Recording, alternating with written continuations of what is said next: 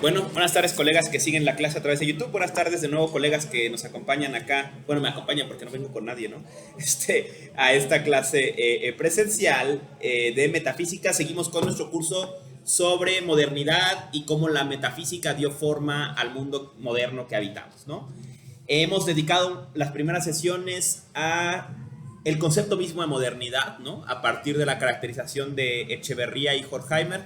Grosso modo vimos algunos hitos para caracterizar la modernidad, ¿no? Número uno, la modernidad es ahora, ¿no? La modernidad es una experiencia histórica que sigue atravesándonos, que de un modo u otro une a toda la humanidad, ¿no? Y la modernidad está movida, como dijo Berman, salud, por la idea de que todos los sólidos se desvanecen en el aire, ¿no? La modernidad todo el tiempo promete algo nuevo, pero a la vez todo el tiempo mina aquello a lo que estamos acostumbrados, ¿no? En términos de Echeverría, la modernidad está movida en una dinámica entre el progreso y el desdeño a la tradición, ¿no? Entonces esta es una época frenética que siempre se va avanzando, que sentimos que nos lleva hacia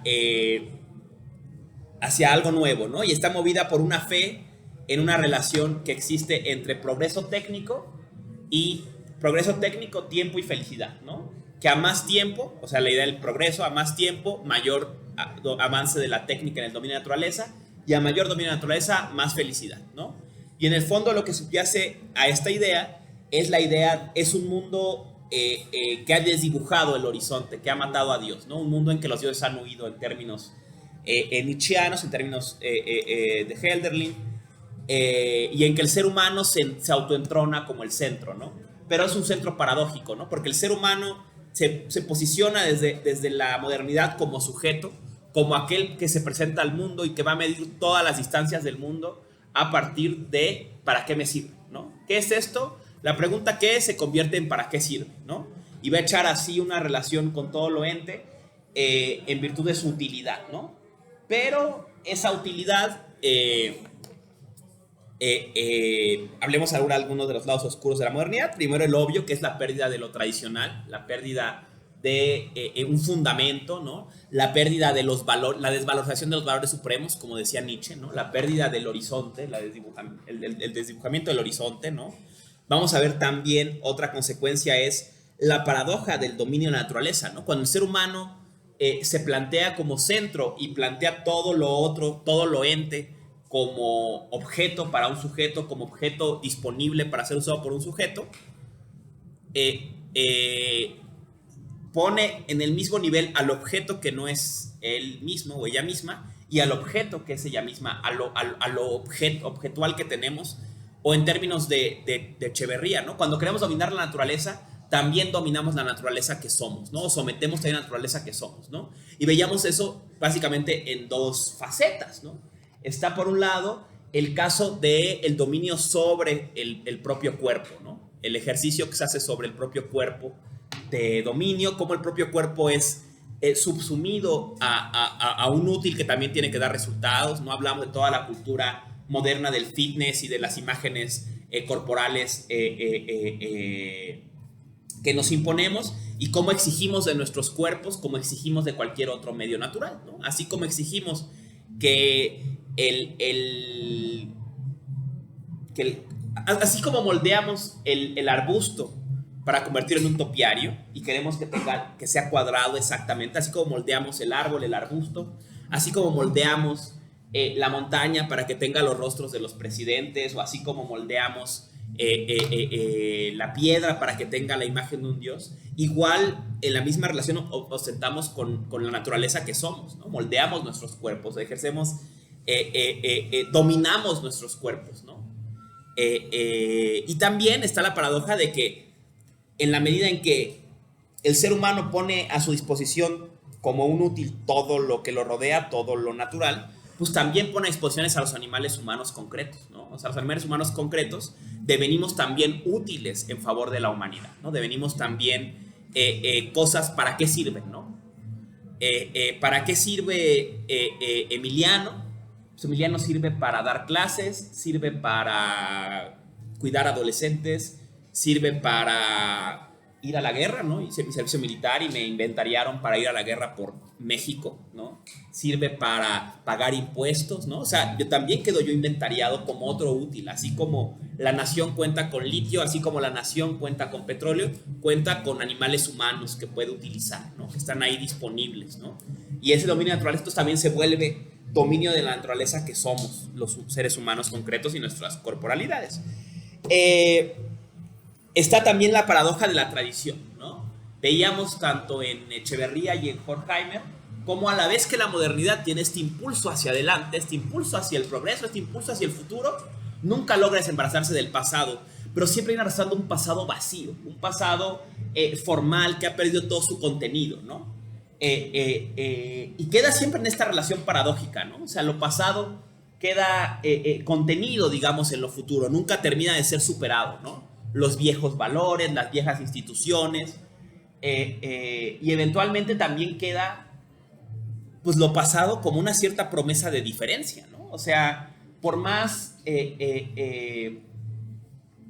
moderno que pensamos, por más cerrada que pensamos la modernidad, o sea, viendo este carácter parasitario de lo tradicional en la modernidad, en un sentido positivo, por más que avanza la modernidad, nunca termina de destruir otras formas de vida que siguen existiendo y quedan al menos como una posibilidad, como una invitación a imaginar que no toda la vida es moderna, ¿no? O sea, por más moderna, usando las ideas de Cusicanquis, ¿no? Por más moderna que es América Latina, en este tiempo, muchas gracias, están todos los tiempos, ¿no? A la vez que están las grandes ciudades modernas, las grandes urbes, coexisten con culturas que siguen viviendo como hace 1000 años, ¿no? Y no terminan de ser subsumidas completamente, terminan de ser destruidas completamente, sino quedan subsumidas, quedan contenidas, ¿no? Y a la vez en este quedar contenidas, pues quedan como posibilidad, ¿no? Como, mira, existen otras formas de vida, ¿no? Aún en este mundo moderno quedan vestigios de otras formas de vida, ¿no?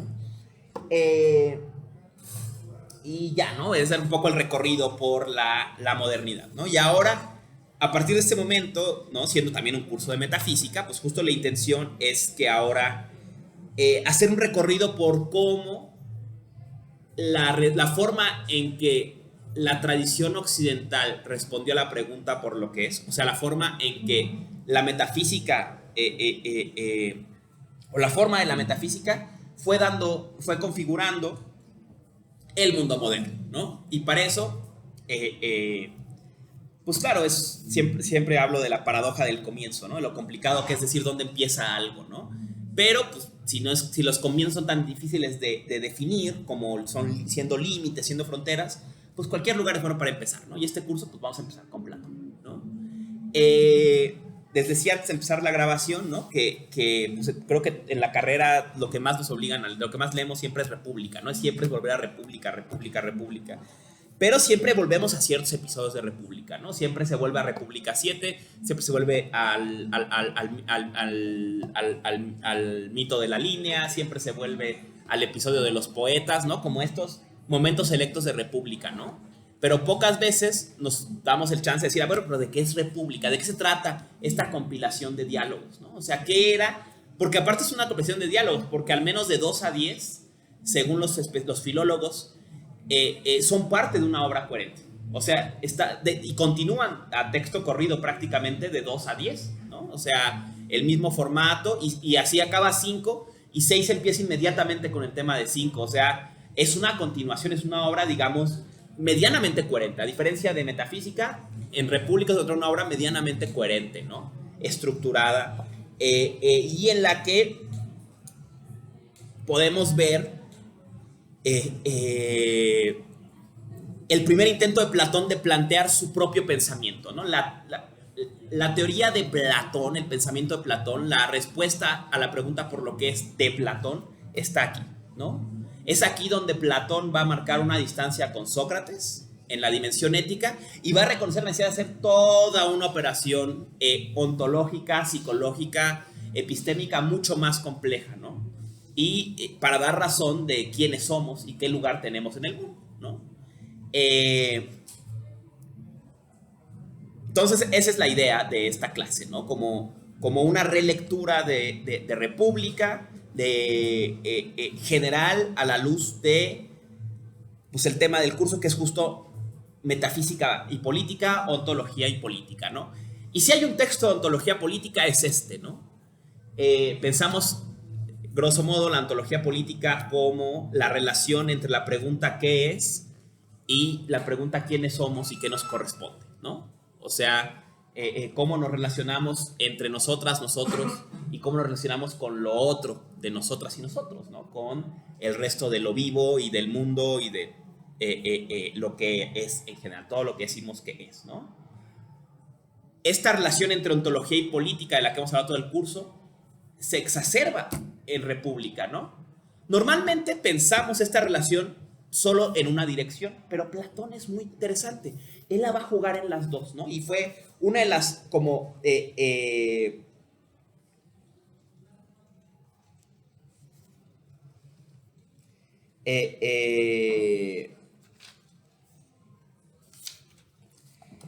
una estrategia de ontología política de doble sentido, ¿no?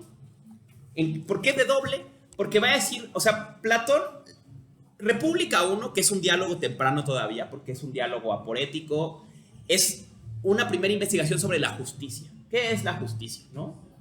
Dikaiosine, ¿no? Y claro, hay que pensar dikaiosine en la tradición griega, es un concepto que tiene una dimensión evidentemente jurídica, tiene una dimensión evidentemente política, tiene una dimensión ética, que podría ser como el campo semántico cotidiano de justicia, ¿no? Pensamos justicia en la ley, justicia en el comportamiento ético y justicia también en lo político, ¿no? Hay cosas que aunque sean legales son injustas, ¿no? Pero hay que recordar a Anaximandro, hay que recordar a Heráclito y pensar que justicia en el mundo griego da una dimensión ontológica, ¿no?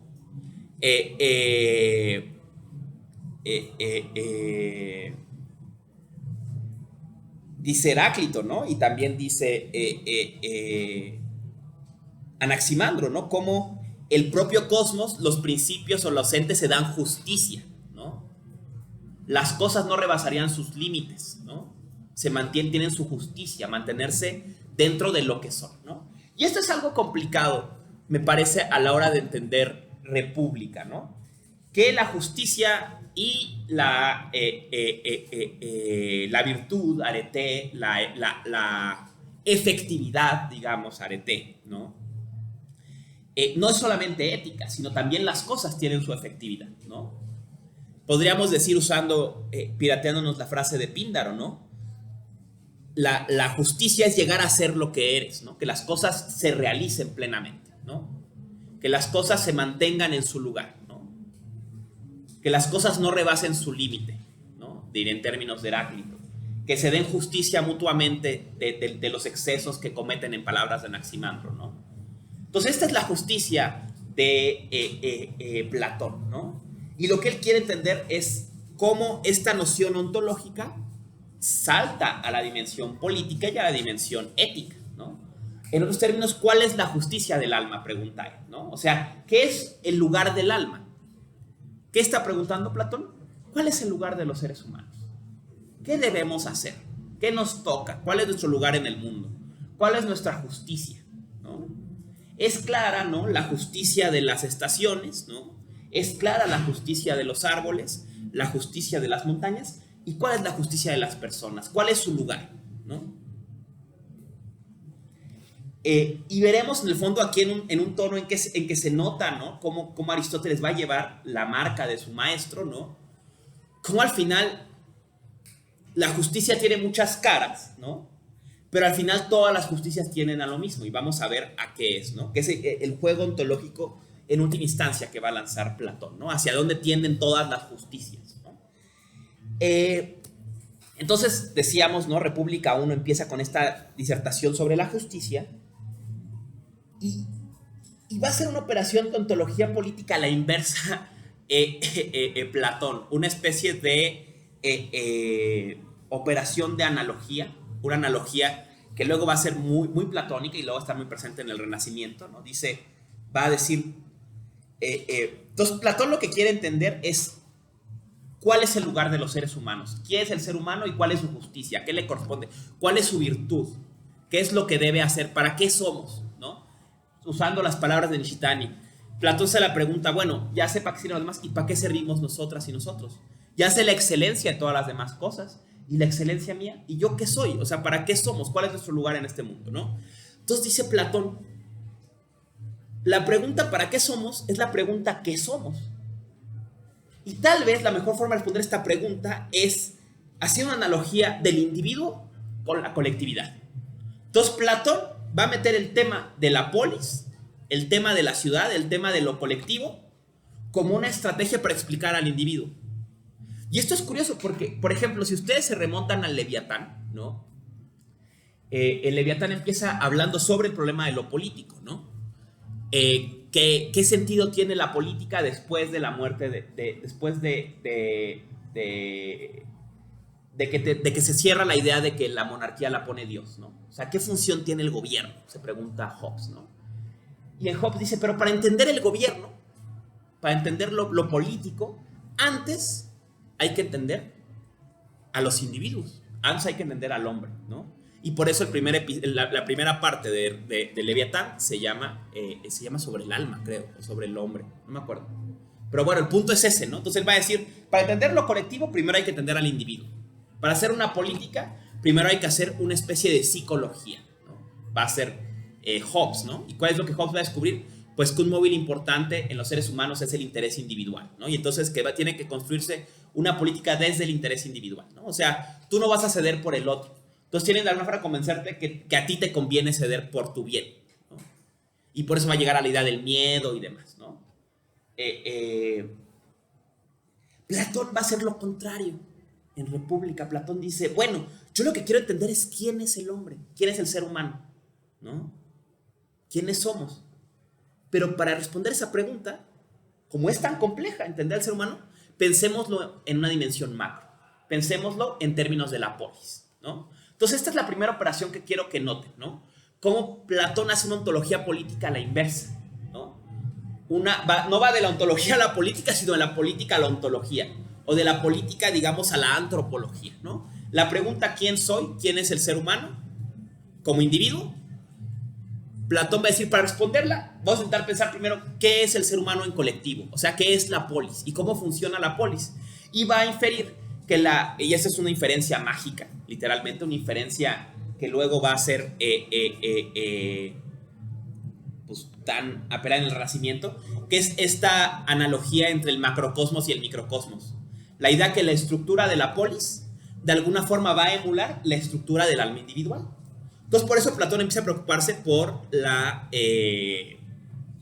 polis, porque él cree que el entender cómo funciona la polis y para qué somos los humanos en colectivo, él va a entender cómo funciona el individuo y para qué somos los humanos en general, ¿no?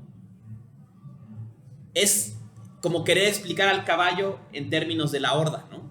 Que van a explicar el pájaro en términos de la parvada, ¿no? A partir de la parvada, ¿no? Es una operación extraña, argumentativa, ¿no? Pero es una de las bases argumentativas de República, ¿no? Y releyendo me doy cuenta de que una y otra vez Platón usa esta estrategia, ¿no? Y lo dice varias veces, ¿no? Y si como es para la ciudad, es para el individuo. Y si, bueno, para el individuo, a ver, intentemos entender desde la ciudad. Entonces va a ser este salto una y otra vez, ¿no? ¿Qué tal? Hay concierto en algún lado. Y yo quiero competir con Platón, ¿no?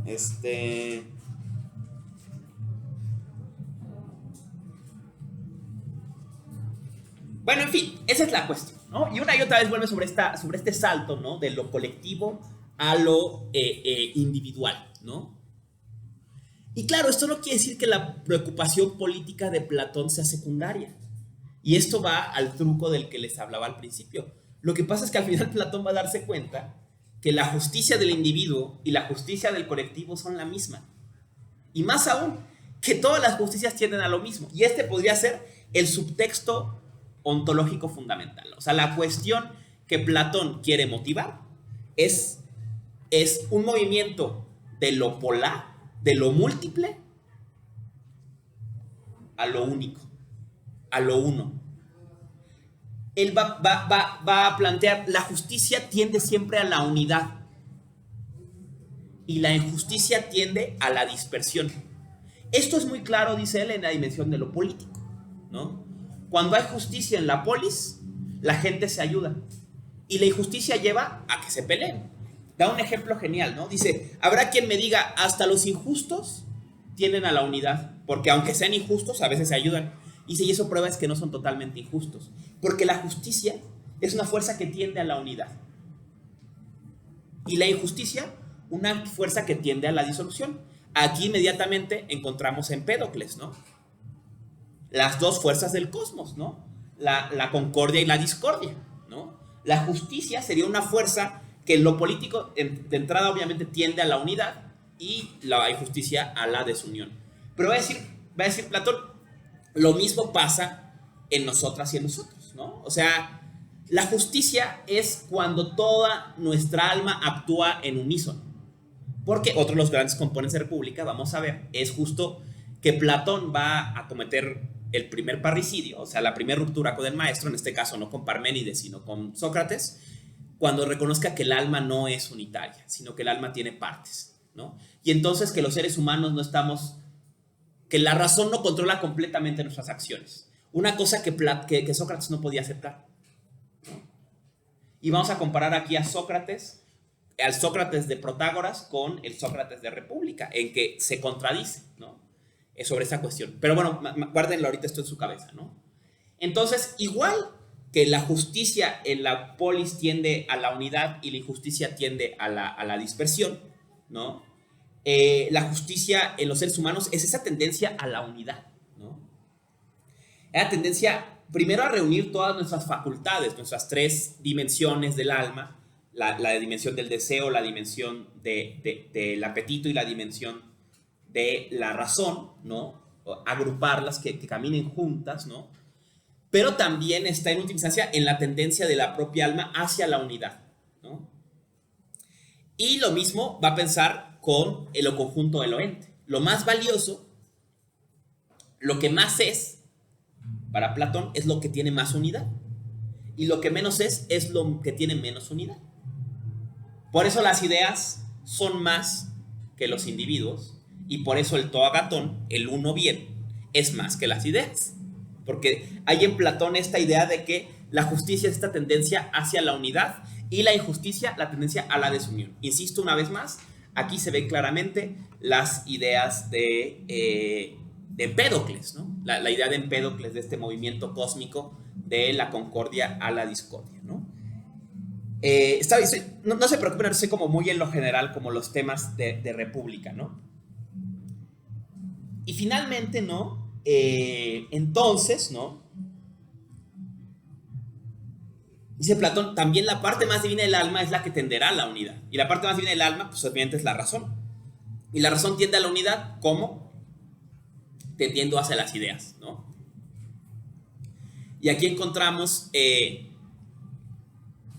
famoso tema de República, ¿no? República 7, ¿no? El alma del filósofo lo tiende de las sombras, de la copia, hacia la unidad, que no es ni siquiera las ideas, sino aquí va a agregar un principio todavía más allá de las ideas, que es el toagatón, el sol mismo, ¿no? No son solamente, vamos a ver ya, como vayamos a la alegoría de la caverna, ¿no? Pero vemos este movimiento a la unidad, ¿no? Incluso dice en República 6, ¿no? Hay en el alma algo que tiende a lo divino, y esa parte del alma es la que tiende a la unidad, ¿no? Mientras que hay otra parte que se conforma o se mantiene en la multiplicidad, en la doxa, ¿no? En la opinión por la que tiende al conocimiento. La propia del filósofo es la que tiende a la unidad. Y en última instancia, el filósofo tiene que ser rey. Estamos recordemos en general, porque es el que da esa fuerza de unidad, el que tiene ese principio de unidad, ¿no? Es el que regresa ese principio de unidad, y por eso, como dice él en esta versión de Gómez Robledo, ¿no? El guardián de la ciudad, porque es el que tiene la noción de unidad, ¿no? En fin, ¿no? Estos son como un poco los temas generales que podemos ir encontrando en República, ¿no? Este doble movimiento de ontología política, o sea, del individuo, de quién es el ser humano, explicarlo en términos de la polis, y luego explicar la polis en términos del individuo. Esta búsqueda de la justicia, la pregunta por la justicia, por la función, el lugar del ser humano, o sea, ¿cuál es la justicia de los seres humanos? ¿O cuál es la virtud de los seres humanos? cuál es nuestro rol en el mundo, ¿no? Vamos a encontrar también la ruptura con Sócrates sobre el tema de las partes del alma. Vamos a encontrar esta idea de que la tendencia a la unidad es la justicia es la tendencia a la unidad y la injusticia tendencia a la disolución. Y esto, pues, con su correlato ontológico, ¿no? Obviamente, y epistémico, ¿no? O sea, obviamente, la función de la filosofía será tender a la unidad, y desde esa unidad puede fundar una polis funcional, mientras que la tendencia de la opinión es a la disolución, ¿no? A lo múltiple, ¿no? A la injusticia. En fin, ¿no? Con este panorama general entramos a República, ¿no? Aquí también se nota en el mapa de la decreto. Vamos a ir siguiendo los dos.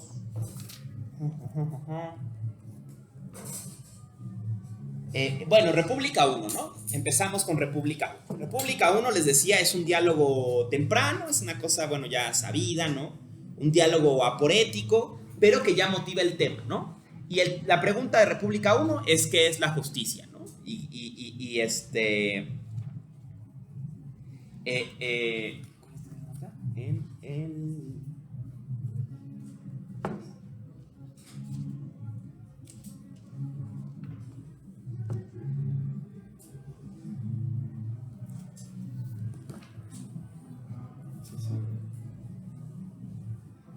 Sí, aquí está, ¿no? Entonces está ¿qué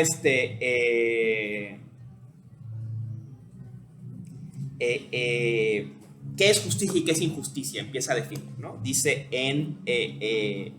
estamos en 351, en 352A, 351E, ¿no? Más o menos en este punto de República 1. Dice, en conclusión, pues, y sea cualquiera el sujeto en que se asiente, o sea, aquí es en la ciudad, en la nación, el ejército u otro grupo cualquiera, es manifiesto que la injusticia tendrá por efecto, en primer lugar, el de tornarlo incapaz de toda acción concentrada a causa de la disensión y de la discordia, y que allá habrá tras esto, hará que los miembros del grupo sean enemigos tanto entre sí como en relación con sus contrarios, o sea, con los justos, ¿no? Entonces, aquí va a decir, justicia es lo mismo en todas las dimensiones. Justicia, dice, es la tendencia, aquí traduce Gómez Robledo por alguna razón, la acción concertada, ¿no? Está traduciendo, por ejemplo, en uno, dinatoteron pratein, ¿no? Que básicamente es la capacidad de realizarse. La justicia es la capacidad de realizarse y la injusticia es la disolución, ¿no? La injusticia es la tendencia a la disolución, ¿no?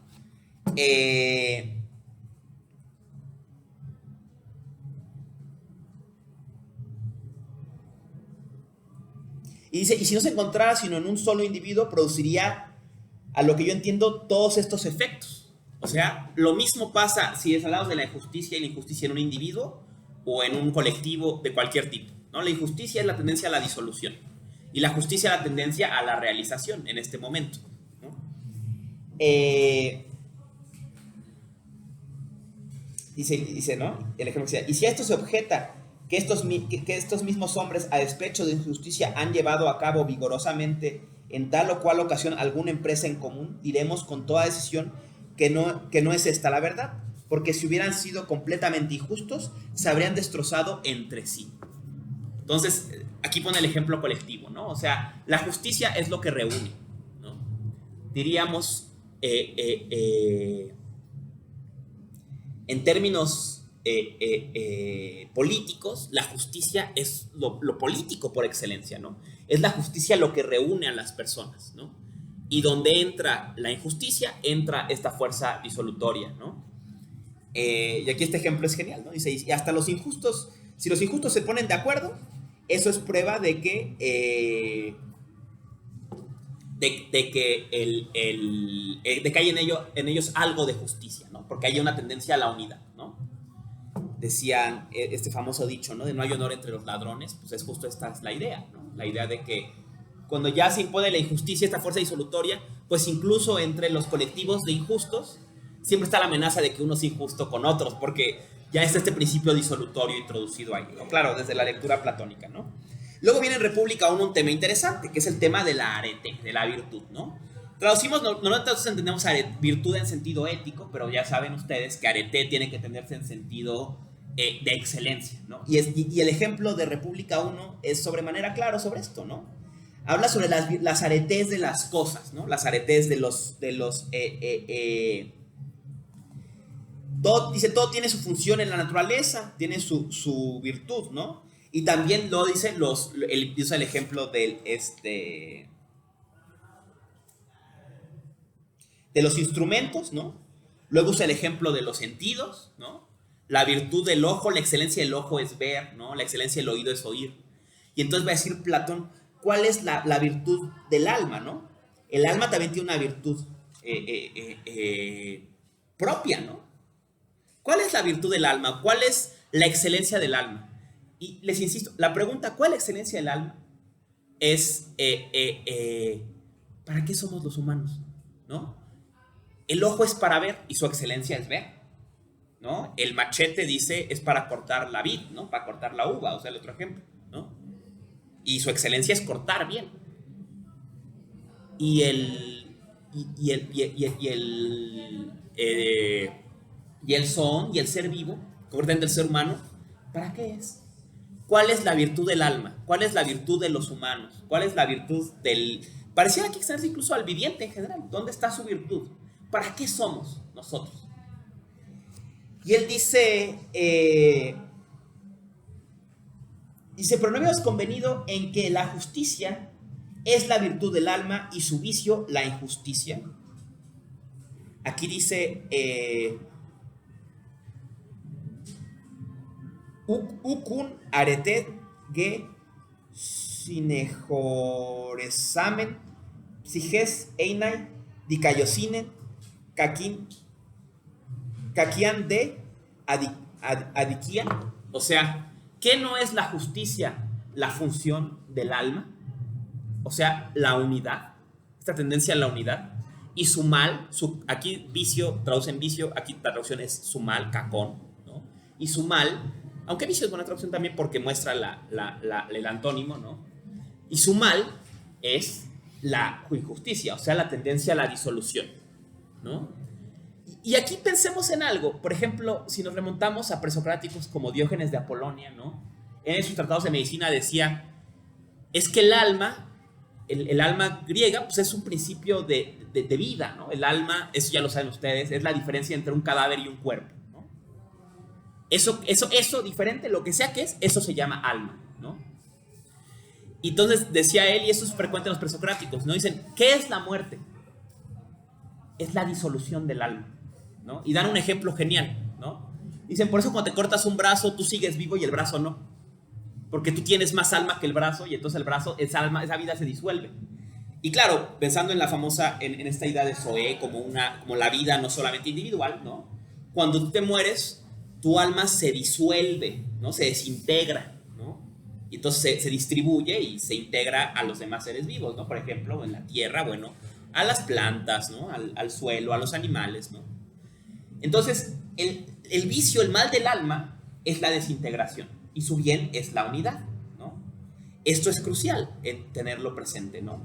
Porque esto va a guiar a la filosofía, ¿no? La filosofía, veremos, es el saber de la unidad o la tendencia hacia la unidad, o el filósofo lo que quiere es la unidad, ¿no? Y por eso, pues Sócrates nunca se conforma con lo múltiple, ¿no? Sócrates nunca quiere, oye, ¿qué es la justicia? Ay, pues cuando le doy de comer a mi perro. No, es una cosa justa, pero ¿qué es la justicia? No, ¿y qué es lo santo? Bueno, pues darle ofrendas a los dioses. No, eso es una cosa santa. ¿Qué es lo santo? ¿No? Esta obsesión con siempre llegar a la unidad, ¿no? Es la tendencia filosófica por excelencia, sería aquí, pues, el móvil del alma, ¿no? Y con eso dejamos República 1, ¿no? Con esta idea de que, de esta dicotomía justicia-injusticia, ¿no? Justicia es la realización, la tendencia a la unidad, injusticia la tendencia a la disolución. El alma, la función del alma, todo tiene una función, y aquí es algo importante también que subyace, y olvidé mencionarlo, es algo que podríamos llamar pomposamente, si quisiéramos hacer un paper que nadie leyera, le ponemos la ontología técnica en Platón. En pocas palabras, ¿qué quiero decir? Que Platón, cuando explica qué es las cosas, lo hace en analogía con cómo el artesano crea algo, ¿no? Entonces él dice, claro, el machete tiene una función, ¿no? Y la analogía, él cree que el ojo tiene una función, ¿no? Como si fuera también un instrumento. Y él dice, bueno, y si yo soy un instrumento también, ¿yo para qué sirvo? ¿Para qué sirve el alma entonces? ¿No? Diría un suspiro. Este es un chiste típico de filósofo malacopa en una fiesta de científicos, ¿no? No, es que somos. El ojo es para. Tal cosa y dices, güey, pues ¿qué trae instructivo? ¿Qué? O sea, entonces sacas que es para algo. No es que somos para adaptarnos. Aquí, o sea, ¿por qué seremos para algo? O sea, ¿quién?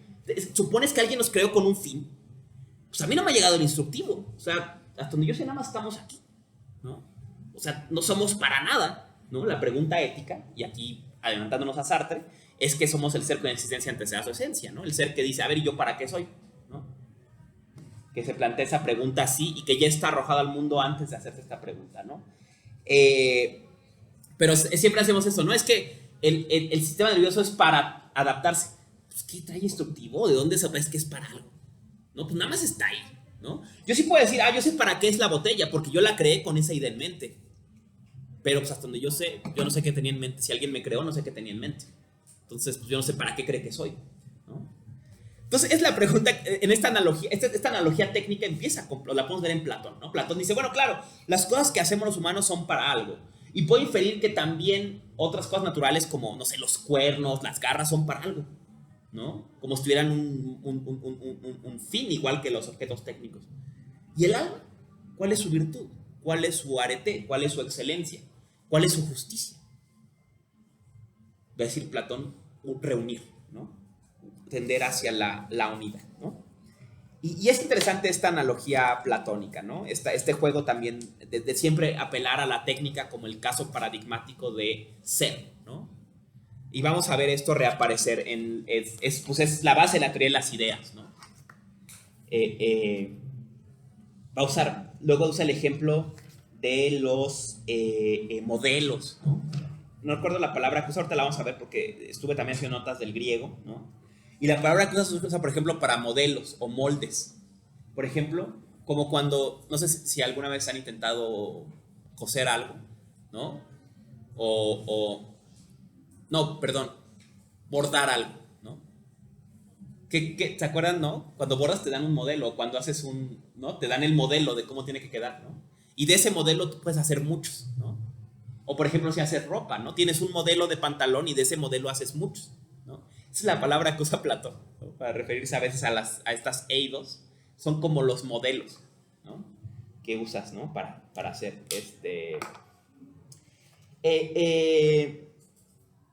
República 2, ¿no? Adelante, por favor. Es como una crítica entonces a la democracia. Bueno, o sea, esto porque, aunque es un poquito raro, ¿no? Porque dicen que cuando todos están de acuerdo es una señal, pero Platón está diciendo lo contrario, ¿no? O sea, pero no sé. No, tienes toda la razón. O sea, Platón, aquí ya sí vamos a llegar a eso al final, porque los Repúblicas 9 y 10 son las formas de gobierno, ¿no? Donde reaterriza ahora del individuo a la polis, ¿no? Y Platón, saben ustedes, es un aristócrata. O sea, lo que él quiere es una aristocracia. Y el Aristos, el mejor, pues es el alma que tiene a la unidad. ¿Y quién es el alma que tiene a la unidad? Pues el filósofo, no hay más, ¿no? Pero Platón va a ser un gran enemigo de la democracia, ¿no? Y por ejemplo, si quieren ver esto claro, lean República a la par que leen el Protágoras de Platón, ¿no? En el Protágoras, en cambio, encontramos el ejemplo de una de una cierta ontología política de la democracia, ¿no? El mito del Prometeo es una ontología política de la democracia, ¿no? Y lo que va a decir Protágoras, cuando lleguemos al tema voy a volver sobre esto, pero grosso modo lo que dice Protágoras en ese diálogo es todos los seres humanos estamos dotados del arte político. Ese fue el don que nos dieron realmente los dioses, ¿no? Solemos creer que es la técnica que nos dio Prometeo, pero esa técnica no nos alcanzó, porque aún con la técnica estábamos solos. Todos los dioses, Zeus cuando vino a arreglar las cosas nos dio el arte político, que es un arte divino, pero nos los dio a todos igual. Y dice entonces Protágoras, por eso, cuando hay una cuestión cuando tienes un problema con madera, le hablas al carpintero. Cuando tienes un problema de herrería, le hablas al herrero. Pero no hay un experto en política. Y por eso dice vivimos en democracia, porque en política sabemos todos, ¿no? Y ese es el argumento de la democracia. Platón no cree eso, ¿no? Y claro, Platón, vamos a ver, se está peleando con el mundo de posguerras médicas, ¿no? Un mundo en que la democracia es una cosa, a ver, un paréntesis histórico, ¿no? Entendamos algo, la democracia ateniense no es la conquista del progreso. La democracia ateniense es la pérdida del fundamento, ¿no? Lo que pasa es que en Atenas la sucesión de la familia real se rompe.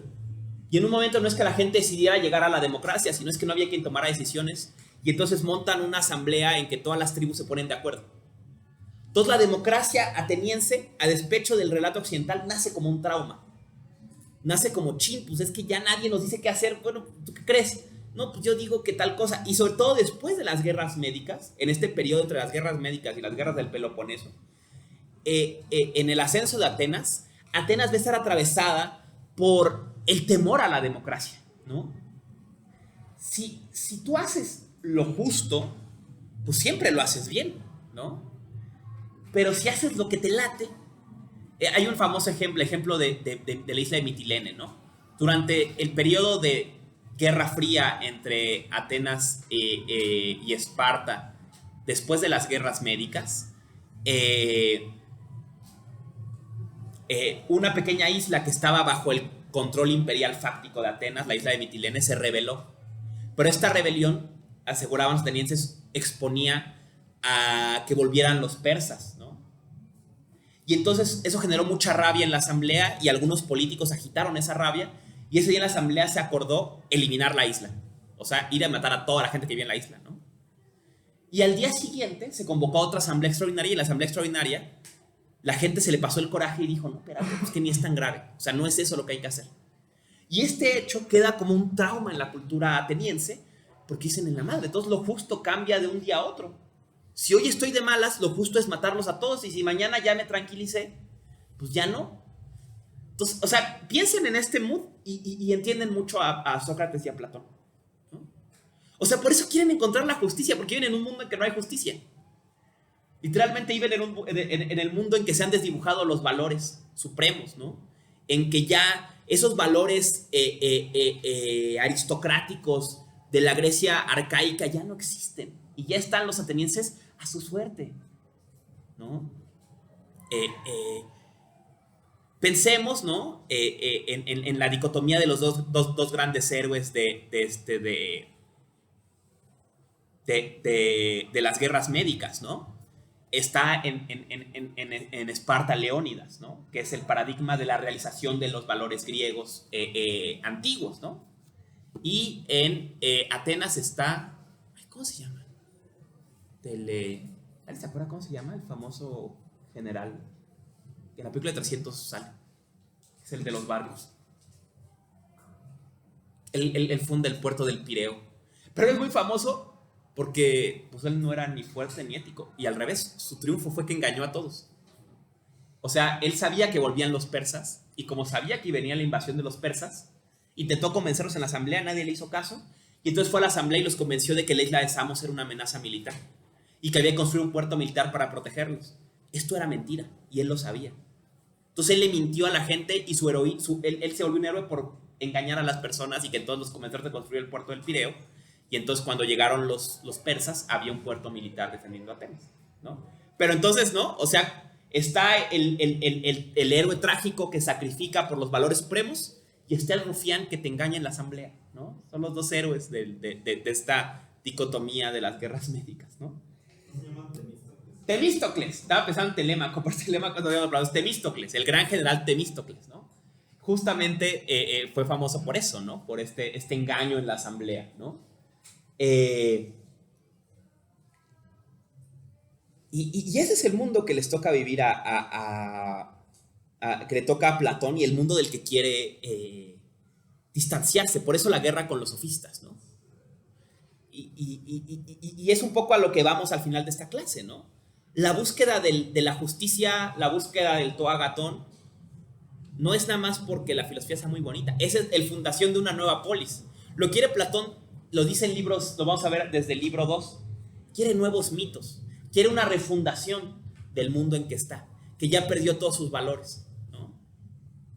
Y por eso empieza por la pregunta, bueno, ¿y para qué somos nosotros? ¿No?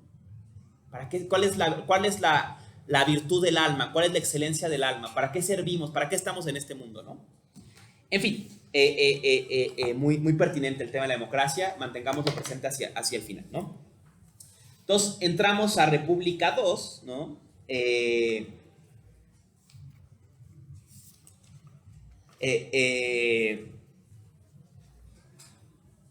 República 2 va a volver a avanzar la...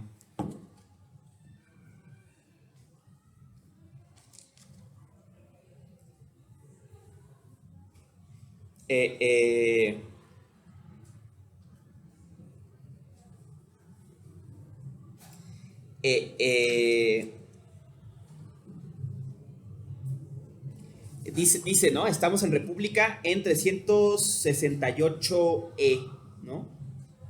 Dice, si existe, según afirmamos, la justicia del hombre como individuo, que es el tema de República 1, ¿no habrá también la justicia de toda la ciudad?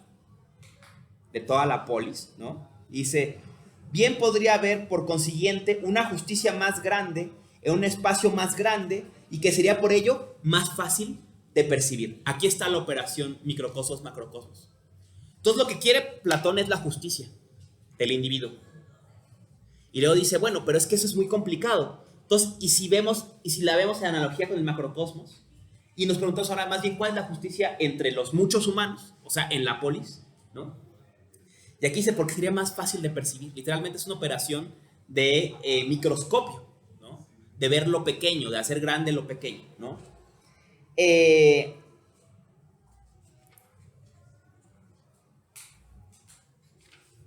Y aquí adelanta otra operación muy propia del siglo XVI y de la modernidad, del siglo XVIII de la modernidad. Y es la primera vez en que vemos un esfuerzo de escribir una utopía. Literalmente, dice Platón, y si imaginamos, construyamos en el pensamiento los fundamentos, desde la ciudad desde sus fundamentos. Construir en el pensamiento, ¿no? Y va a decir después, ¿cuál es la utilidad de construir desde el pensamiento? Aquí es la palabra que quería decirle, la palabra que es el misma que se usa para modelo en postura o modelo en técnica. Dice, porque la utopía es un modelo. Diría Kant, es un ideal, ¿no? O sea, la función de la utopía es crear un ideal, ¿no? Y luego le va a decir, de hecho,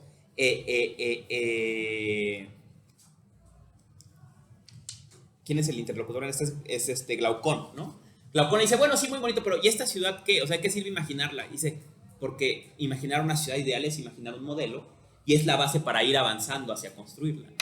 Como hacia dónde queremos, ¿no? Digamos. Entonces aquí empieza esta operación de hacer una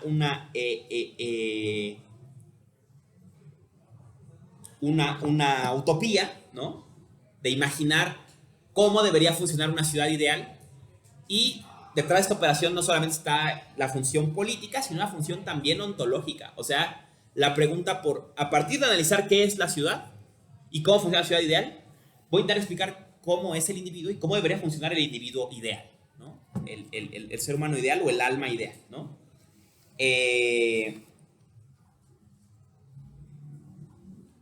Libro 2 termina con un tema interesante, ¿no? Cuando está creando, ahora ya saltamos al tema de la utopía, ¿no? Entonces está Platón imaginándose cómo sería la ciudad ideal, ¿no? Y en este proceso dice, bueno, pero un tema fundamental, y es otra cosa muy platónica, es la educación, ¿no? Para que la ciudad funcione, se realice, tiene que ser a través de la educación. Y uno de los grandes problemas de la polis actual es la falta de educación. ¿Quién está educando a la polis? En otros términos, ¿quién puso los valores fundamentales de la polis actual? Los poetas. Entonces va a decir Platón, entonces lo que necesitamos, dice, son nuevos mitos.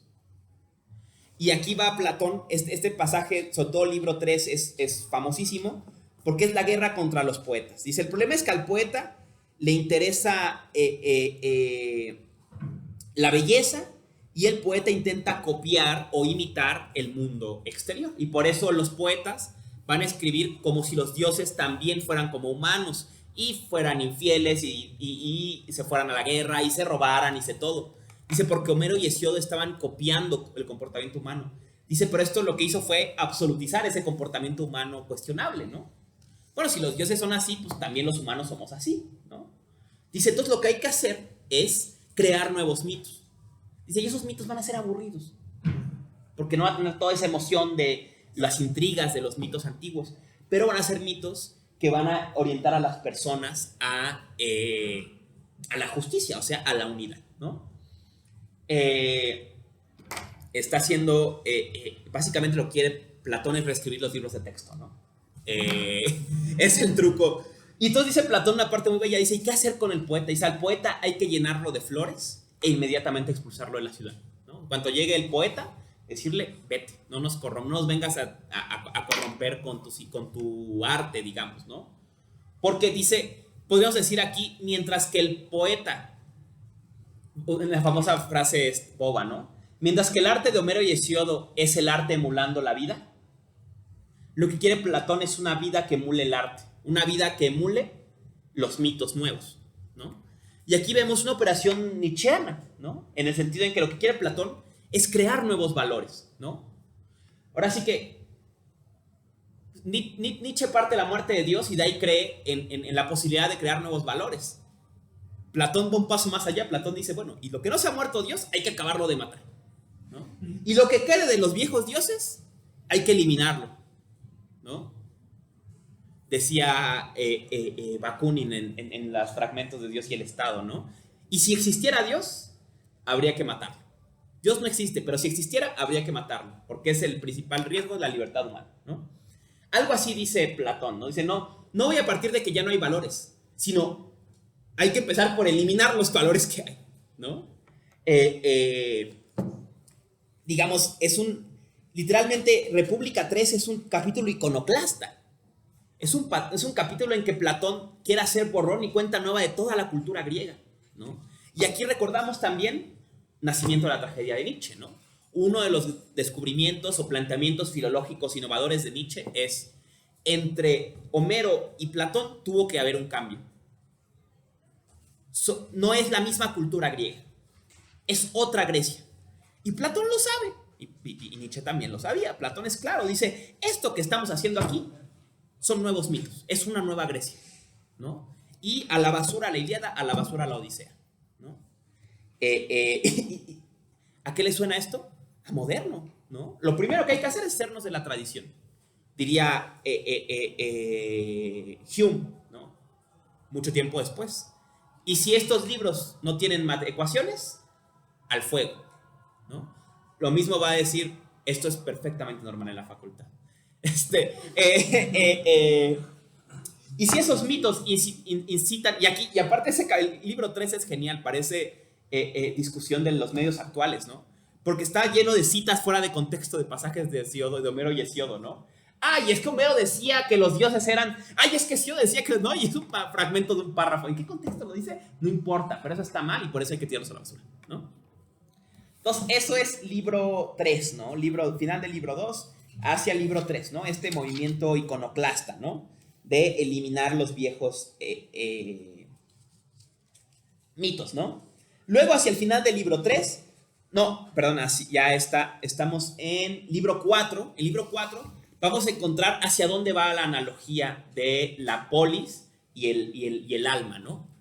Dice, bueno, en la ciudad no somos autosuficientes. Cada quien tiene una función. Y él, saben ustedes, divide esas funciones grosso modo en 3, ¿no? Los soldados, los comerciantes y los gobernantes, ¿no? Cada quien juega su función y deja que el otro haga la suya. Y de la unión de su trabajo logran la justicia. Claro, dice él, hay que ser muy cuidadosos, y esto va a aparecer en el libro 9 y 10, de que de quién manda, ¿no? O sea, si mandan los comerciantes, dice él, tenemos una oligarquía, que solo le interesa la ganancia. Si mandan los soldados, tenemos una timocracia, en que solo les interesa el honor, ¿no? Dice, para tener una aristocracia tiene que mandar la parte superior, digamos, que es la razón, ¿no? Y va a decir, y aquí viene ya el cierre de esta analogía. Entonces dice Platón, y si así es en la polis, ¿no será igual en el alma? ¿No será igual que el alma también tiene tres partes? ¿No? Y entonces viene la famosa parte desiderativa, la parte volitiva y la parte racional, ¿no? La parte del deseo, la parte de la emotividad y la parte de la razón, ¿no? Él usa el ejemplo, incluso se ubica en tres partes del cuerpo, ¿no? Que es el estómago por el hambre, el pecho por la rabia y la cabeza por la razón, ¿no? Y esta estructura es análoga a la de la ciudad, ¿no? El estómago sería la parte comerciante del cuerpo, digamos. Literalmente es la parte que está todo el tiempo intercambiando y además es la parte que está movida solamente por llenar, ¿no? El estómago nada más te da hambre y al rato que te quita el hambre te vuelve a dar hambre, ¿no? Dice igual el comerciante, ¿no? O sea, todo el tiempo haciendo negocios y cuando acaba el negocio vuelve, ¿no? La parte volitiva, ¿no? La parte emotiva, digamos, ¿no? La ubica en el pecho y está conectada con la guerra, ¿no? O sea, con el coraje, ¿no? Y estaría la parte de la razón, ¿no? La parte racional que conecta con la cabeza y que conecta con el gobierno, ¿no? Y así como la ciudad funciona bien si la gobierna el gobernante, o el mejor, el Aristóteles, ¿no? También el alma funciona bien si la gobierna la razón, ¿no? Y aquí viene la gran ruptura con Platón y es un pasaje, además, sobremanera divertido, que yo recuerdo haber tardado en ver la interpretación. Estamos en 439E, ¿no? 439E a 440A, ¿no? El pasaje del ejemplo del famoso Leoncio, ¿no? Este va a ser el momento, uno de los momentos en que Platón aquí viene la ruptura con Aristóteles, con Sócrates por las partes del alma, ¿no? Si recuerdan los diálogos tempranos, vuelvo al ejemplo del Protágoras, ¿no? El Protágoras, el homólogo le avienta, si es Protágoras, le avienta esta bomba a Sócrates, ¿no? Sócrates, tú dices que entre la razón y el bien hay un isomorfismo, ¿no? Que es lo mismo, que cualquiera que sepa qué es lo correcto lo va a hacer, ¿no? Y yo te pregunto, Sócrates, ¿y qué pasaría si yo, sabiendo qué es lo correcto, decido lo contrario? A ver, ¿no? Y Sócrates, recuerdan, le contesta con la metrotecneia. Le dice, no, Protágoras, ese caso no existe. La única razón por cometer el mal es la ignorancia. Dice, porque, por ejemplo, usamos un ejemplo bobo, ¿no? Tú sabes que tienes que comer una ensalada, pero mejor te comes una pizza, ¿no? Y dice Protágoras, a ver, ¿y ese caso qué? Sabiendo tú que esto es lo correcto, haces esto. Dice, no. Dice, y te dejas llevar por el placer. Dice él, no. Y aquí es el famoso caso hedonista también de Sócrates, ¿no? Él dice, no, porque lo bueno siempre va a ser lo más placentero. Y realmente lo que pasa es ignorancia. Es que tú no sabes que en el fondo la ensalada te va a dar más placer. O que la pizza te va a tener más displacer, ¿no? Otro ejemplo, ¿no? Tú tienes una pareja, pero decides serle infiel. Tú sabes que eso está mal, pero igual lo haces, ¿no? Porque por el placer, te va a decir Protágoras. Y va a decir Sócrates, no, te equivocaste. A lo mejor realmente es más placentero tener a tu pareja y por un rato te vas a arrepentir después. Entonces el problema es solo de razón. Y por eso es la famosa metrotecneia, ¿no? Entonces lo que debe ser la ética es solamente la capacidad de medir el placer, de darte cuenta qué es realmente más placentero. Entonces el caso que nunca va a poder aceptar Sócrates, y esto es lo que se llama intelectualismo socrático, es el caso en que tú sepas qué es lo correcto y hagas lo contrario. Ese caso no es aceptable para Sócrates. Y aquí lo vamos a encontrar en Platón. Platón va a volver sobre ese caso y lo va a tener que explicar. Y es el infame ejemplo de Leoncio, que es genial, ¿no? Les leo el ejemplo y luego lo gloso porque no es muy claro, ¿no? Dice, pues yo oí una vez una historia a la que doy crédito y que es como sigue. Leoncio, hijo de Aglayón, subía del Pireo, que es el puerto que construyó Temístocles, por fuera del muro septentrional cuando percibió unos muertos que yacían junto al verdugo y sintió entonces el deseo de verlos, pero a la vez una repugnancia que le retraía. Así estuvo luchando y cubriéndose el rostro hasta que, vencido de su deseo, abrió bien grandes los ojos y corriendo hacia los muertos dijo: ahí los tenéis, desdichados, hartaos del hermoso espectáculo, ¿no? Entonces este ejemplo, ¿no? Está entrando a Atenas y hay tres jóvenes ejecutados, ¿no? Y entonces dice, y es muy importante la frase a la vez, cuando dice siente a la vez deseo y repulsión. Entonces, estas batallas internas no existían en Sócrates, ¿no? En Sócrates el alma solo está movida por un impulso. Platón va a integrar este cambio. Va a decir, no, el alma tiene más de un impulso, ¿no? Otra vez citando a Nietzsche, ¿no? El alma y el acto volitivo es único, dice Nietzsche, más allá del bien y del mal. De hecho, el alma es un edificio de pasiones, ¿no? de fuerzas en tensión. Dice, y es el ejemplo más claro de lo que yo llamo voluntad de poder, ¿no? Esta tensión de fuerzas, ¿no? Y esto ya lo decía Platón, ¿no?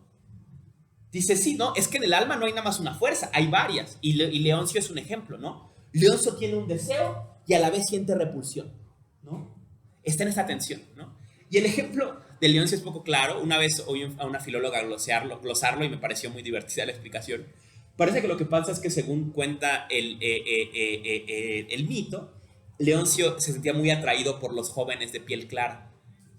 Entonces, claro, estos cadáveres de jóvenes, y aparte les llama el hermoso espectáculo, pues estaban ya pálidos porque estaban muertos. Entonces había un deseo sexual de verlos y a la vez una máxima ética de no verlos. Entonces Leoncio está dividido por este impulso, ¿no? Da otro ejemplo menos morboso, ¿no? Que es el del agua, ¿no? ¿Qué pasa cuando tú sabes que el agua está contaminada pero tienes mucha sed? ¿No? Una parte de ti desea el agua y otra parte de ti te detiene, ¿no?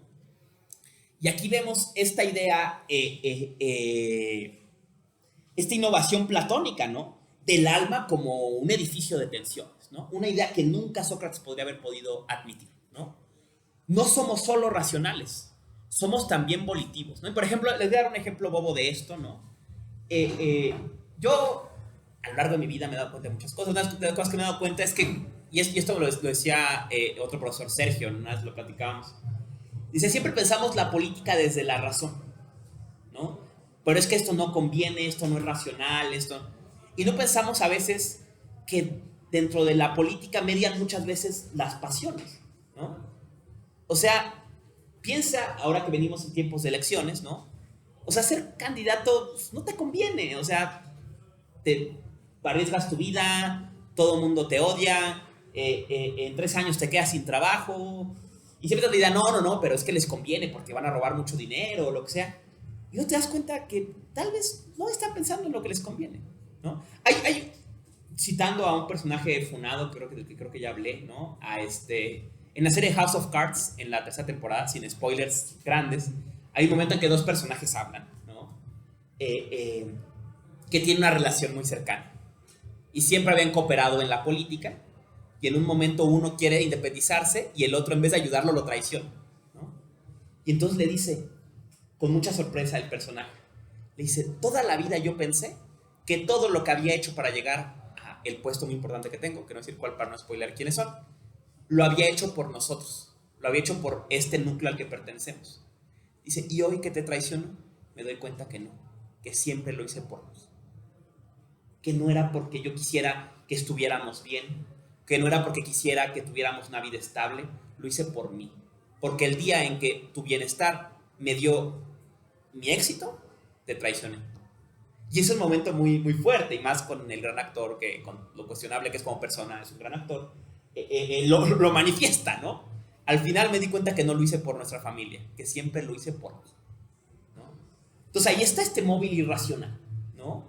Que al final no me convino, que lo hice porque quise. Una vez oí a un comediante decirlo sobre Trump, ¿no? Dice, Trump fue el primer presidente que cuando se mudó a la Casa Blanca tuvo que mudarse a una peor casa, ¿no? Seguro la casa de Trump era mucho más bonita que la Casa Blanca, ¿no? Entonces te das cuenta que no lo hizo por dinero, lo hizo por coraje, ¿no? O sea, lo hizo por móviles irracionales, o sea, seguro no le convino ser presidente, ¿no? Piénsenlo ahora en todo el proceso legal que lleva, ¿no? pero lo mueven móviles irracionales, ¿no? Y esto es lo que aquí Platón confronta, ¿no? La tensión dentro del alma, ¿no? Que el alma es múltiple, ¿no? Que el alma está movida por deseos diversos y que lo único que es la virtud es buscar que la razón sea la que mande, ¿no? Y claro, aquí también han señalado los lectores suspicaces de Platón que Platón tampoco está negando las otras dimensiones, ¿no? Platón nunca dice hay que desdeñar el deseo, ¿no? El deseo juega un papel. El problema es cuando el deseo se sobrepone a la razón, ¿no? Pero Platón va a abrir un lugar al deseo y va a abrir un lugar también a la emotividad y al coraje, ¿no? Tendrán también su importancia, ¿no? Y bueno, el ejemplo de Leoncio es genial, ¿no? Y todos hemos estado en esta posición de Leoncio, ¿no? De saber que algo está mal, racionalmente, pero reconocer que en nosotros opera más de una fuerza, ¿no? Opera más de un impulso, ¿no? Y pasaron miles de años para que el psicoanálisis llegara a esa conclusión, ¿no? Que el alma tiene partes, ¿no? Y bueno, están las tres partes, ¿no? La parte desiderativa, de todo esto ya lo conocen, ¿no?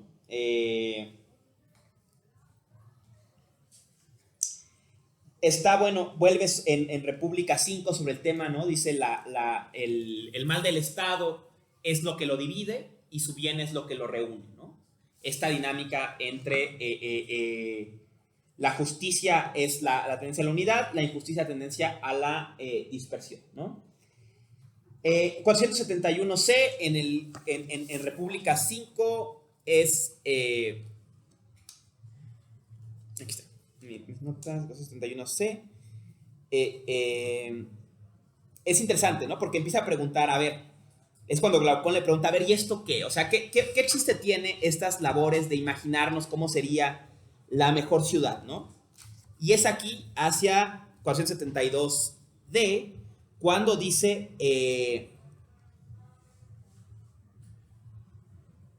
lo que pasa es que cuando imaginamos la ciudad ideal, lo que estamos creando es un modelo, ¿no? Y la palabra es paradigmatos, ¿no?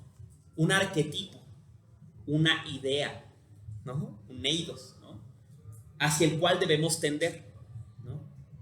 Entonces va a hablar de la función del ideal o de la utopía, que luego será importantísima en la ética y la política del siglo XVIII y XIX, ¿no?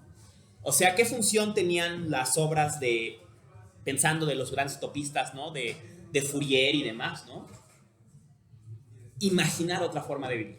No es que dijeras, los falansterios se pueden realizar, o vamos a intentar hacer un falansterio mañana, pero solo poderlo imaginar abre la puerta a que concibas un mundo fuera del el que vives, ¿no? Y es lo que está diciéndonos Platón, ¿no? Por eso es importante esta labor imaginativa de crear en el pensamiento una ciudad, ¿no? Nos creamos un ideal, ¿no?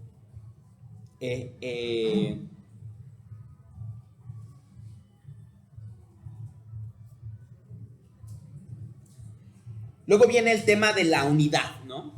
Dice,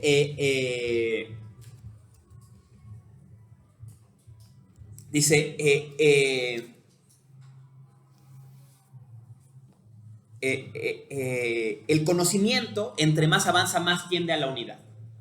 Y usa el famoso ejemplo podemos aquí ver el ejemplo sobreabusado del albañil y del arquitecto, ¿no? O sea, tú puedes conocer muchas cosas particulares, pero es superior el conocimiento entre más tiende a la unidad, o sea, la idea general, ¿no? Y el conocimiento filosófico es el que más tiende a la unidad, ¿no? Pero también hay que pensar que esta unidad tiene una dimensión ética y política, ¿no? Entonces el pensamiento debe ser la parte que gobierna el alma y el filósofo debe ser la parte que gobierna la ciudad, porque es quien más tiende a la unidad. Mientras que las demás partes tienden a la desunión, ¿no? Tienden más a lo múltiple, ¿no? Pensemos, vamos a dar un ejemplo burdo, ¿no? Una caricatura de ejemplo, ¿no? El comerciante está preocupado por el trato de hoy y mañana el de mañana y pasado mañana el de pasado mañana, ¿no? Luego, el soldado, de alguna forma, está preocupado por ciertos valores, ¿no? La justicia, el bien, la valentía, lo que sea. Ideas más universales que los casos particulares del comerciante, ¿no? El comerciante está más movido por una casuística, ¿no? Hoy hacemos el trato así, mañana lo hacemos diferente, pasado diferente. el lado emotivo está movido más por valores. Pero la razón debe tender a ver la unidad de todo, ¿no? Y por eso la razón y la filosofía apunta hacia el bien, que es el principio de unidad, ¿no? Y además de todo, va a decir, remata Platón diciendo, y esa tendencia a la unidad es la tendencia a lo divino, ¿no? Por eso el uno bien es divino, es Dios, es este principio de unidad de todo, ¿no? La razón tiende, y diríamos en términos, haciéndole trampa a Platón, la razón es religiosa, porque lo que busca siempre es religar, reconectar, regresar a la unidad, ¿no? Mientras que la injusticia del alma y la injusticia de la polis está en todo lo que lo tiende a desintegrar, ¿no? Lo que tiende a separar, ¿no? Luego viene siguiendo el mismo tema en 5,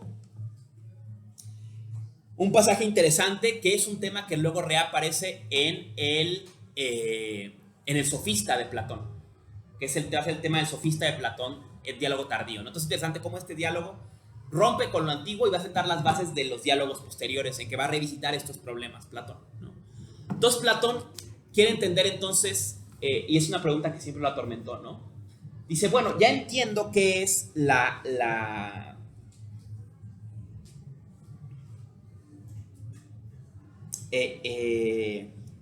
que la verdad está en las ideas y que el conocimiento es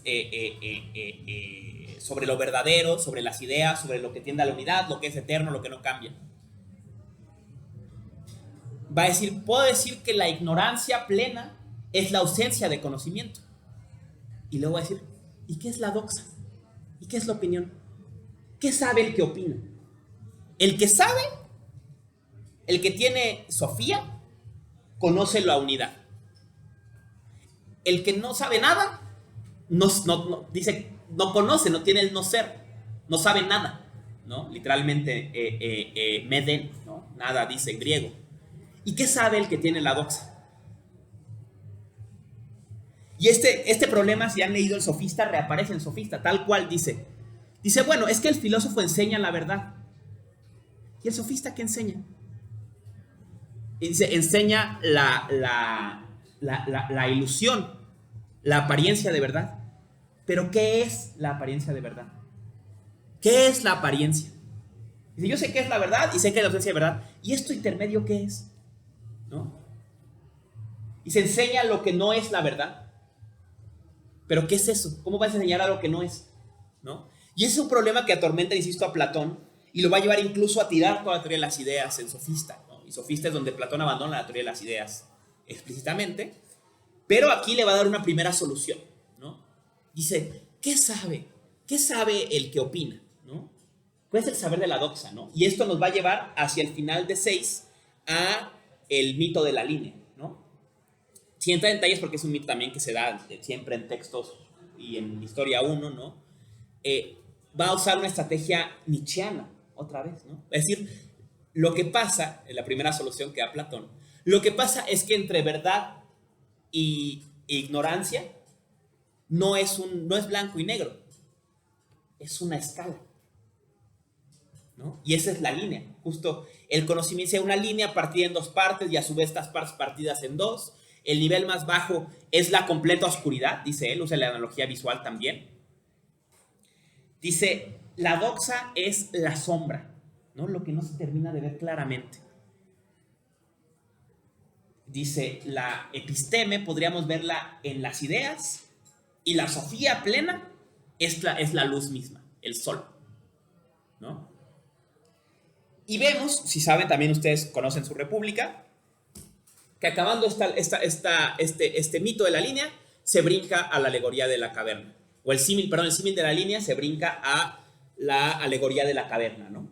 Y la alegoría de la caverna va así, ¿no? La alegoría de la caverna lo que quiere mostrar es una cuestión de gradación, que entre ignorancia, opinión y verdad, solo hay una diferencia de grado.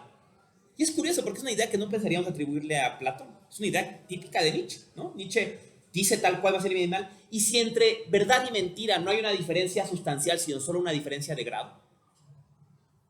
Dice, esta nueva idea subvierte todas las nociones filosóficas anteriores. No es lo que dice Platón en República 6, ¿no? O sea, dice, no, es que para dar lugar a la doxa, para dar lugar a este conocimiento de las apariencias,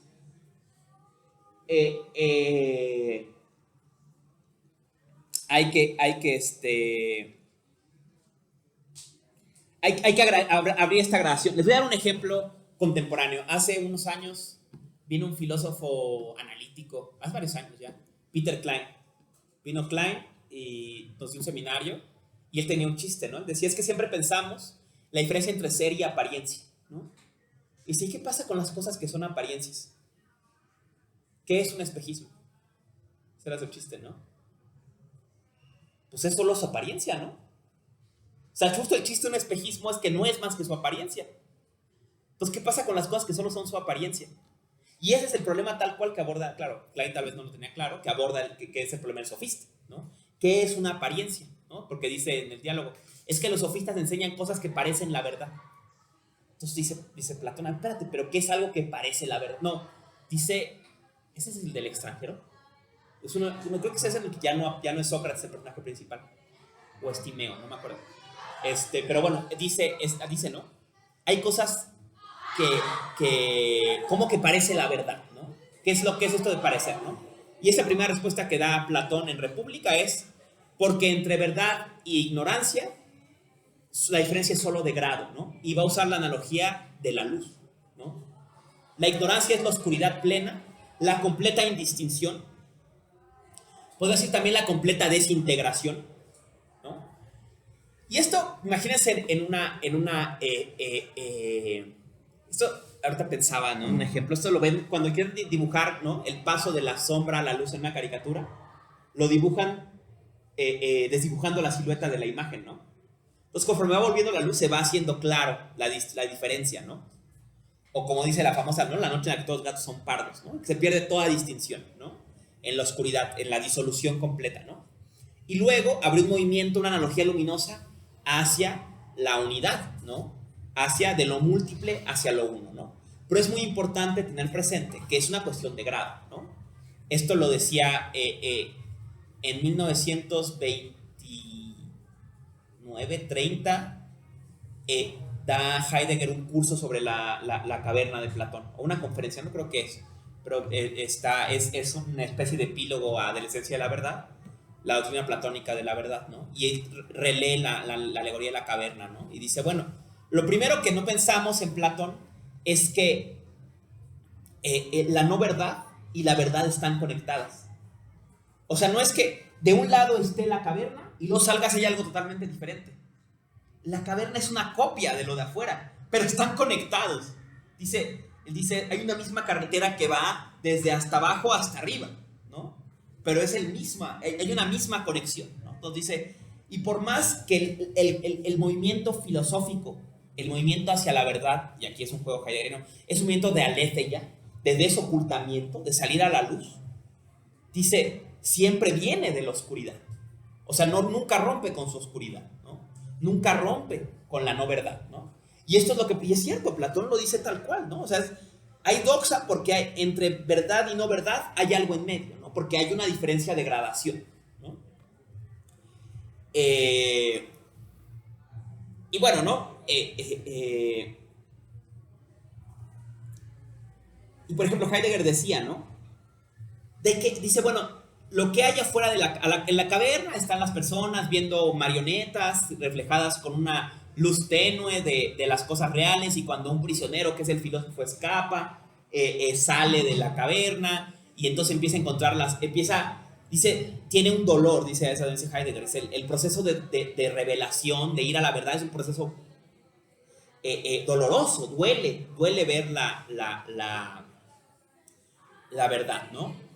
Y conforme va saliendo va encontrando esas cosas de las que las marionetas son copia, ¿no? O sea, hay marionetas de un caballo, pues sale y ve el caballo, ¿no? Y eventualmente, dice, ve el sol, que es lo que hace que sean patentes todas las cosas que vemos, ¿no? que hacen patentes la idea de caballo, la idea de todo, o aquello de lo que se copiaron las marionetas, ¿no? Entonces dice Heidegger, ¿no? Leyendo esta alegoría, dice, bueno, entiendo qué quiere decir Platón. O sea, lo que Platón está diciendo es que normalmente vemos los particulares, que son copias o instancias de formas, ¿no? De ideas, ¿no? Los caballos son todos de la idea de caballo, los árboles de la idea de árbol, de la forma árbol, digamos, ¿no? Y dice, pero todas esas formas, dice, están subordinadas a una forma superior. Dice él que es el sol, que es el bien, el toagatón, ¿no? Dice, ¿y de qué es idea? ¿Y el sol y el toagatón de qué es idea? ¿No? O sea, si el caballo es la idea de las instancias de caballo, el toagatón, el bien de qué es forma. Y dice Heidegger, de todo. Es la propia idea de utilidad o de realización, ¿no? Diríamos en términos, para cerrar esta clase y seguir la próxima clase con República, el toagatón, ¿no? El sol, el bien platónico, eso a lo que tiende la filosofía es la unidad, es la justicia, ¿no? Y por eso es divino, ¿no? Y por eso la parte del alma que tiende a ella es la parte más divina del alma, que es la razón, justamente, ¿no? Y bueno, de aquí queda, avienta Platón la posibilidad de un regreso a lo político, ¿no? ¿Qué es lo que quiero que veamos la clase que viene, ¿no? Entonces Platón luego va a decir, ok, ya llegamos hasta acá, ¿no? Que la parte principal o gobernante del alma debe ser la razón, porque la razón tiende a la unidad, que es la virtud del alma, ¿no? La justicia, la unidad, la reunión, ¿no? Y después de eso, que es lo que quiero que abordemos la clase que viene, a partir de República 7, vamos a ver cómo luego el filósofo tiene que usar ese bien para reorganizar la ciudad, ¿no? Para reorganizar la colectividad, ¿no? Y cuál es la función, ¿no? Y recordemos, les dejo esta provocación, ¿no? Piensen en qué le pasa al filósofo cuando regresa a la caverna en la alegoría. Lo matan, ¿no? Porque no está precisamente la polis dispuesta a recibir la unidad, digamos, ¿no? Y obviamente, bueno, aquí la imagen es obviamente Sócrates, ¿no? En fin, hasta ahí dejo la clase. Termino la grabación aquí y si alguien quiere preguntar algo, estoy aquí un momento. Próxima clase seguimos con República, ¿ok? Muchas gracias a la gente que sigue clase en YouTube, quedo al pendiente de sus preguntas también. No ha parado.